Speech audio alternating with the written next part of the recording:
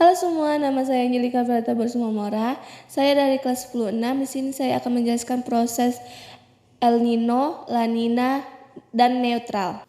El Nino adalah peristiwa memanasnya suhu air di permukaan laut di pantai barat menurut kuadrat Amerika Selatan yang mengakibatkan gangguan iklim. Biasanya suhu air permukaan laut dingin karena adanya upwelling atau arus dasar laut menuju permukaan.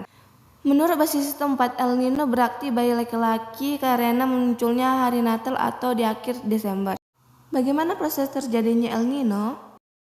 Pada saat-saat tertentu, air laut yang panas dari perairan di Indonesia bergerak ke arah timur, menyusuri ekuator hingga ke pantai barat Amerika Selatan. Pada saat bersama, air laut yang panas dari pantai barat Amerika Tengah bergerak ke arah selatan hingga pantai baru Bolivia. Laut yang panas di Indonesia dengan dari Amerika Tengah di pantai baru Bolivia. Oleh karena itu, berkumpullah massa air laut panas dalam gaya pusat yang menempati daerah yang luas. Permukaan air laut yang panas menyebabkan udara di atasnya menguap, sehingga udara di darat itu menguap ke atas dan menguap. Sehingga udara di darat itu menguap ke atas, terjadi konversi dan terbentuknya daerah tekanan rendah atau INIMO. Akibatnya, semua angin yang ada di sekitar Pasifik dan Amerika Selatan bergerak atau berhembus menuju daerah tekanan rendah di pantai barat Berwin-Wadah.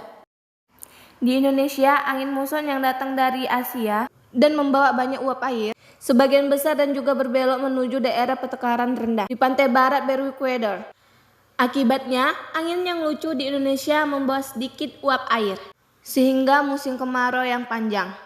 El Nino juga menyebabkan kekeringan luar biasa di bagian benua terutama di Afrika, sehingga terjadi kelaparan di Ethiopia dan di negara-negara di Afrika Timur lainnya. Selanjutnya adalah La Nina. La Nina merupakan kebalikan dari El Nino. La Nina menurut desa penduduk lokal yang berarti bayi perempuan. Bagaimana proses terjadinya La Nina? Peristiwa dimulai ketika El Nino melemah dan air laut yang panas. Pantai Periwekadar kembali bergerak ke arah barat. Air laut di tempat itu suhunya kembali seperti semula dan aquelin muncul kembali atau kondisi cuaca menjadi normal kembali. Dengan kata lain, Clarin adalah kondisi cuaca yang normal kembali setelah terjadi gejala El Nino. Air laut yang panas sekarang, barang tersebut akhirnya akan sampai ke wilayah Indonesia. Akibatnya wilayah Indonesia akan berubah menjadi daerah tertekan rendah atau minimum.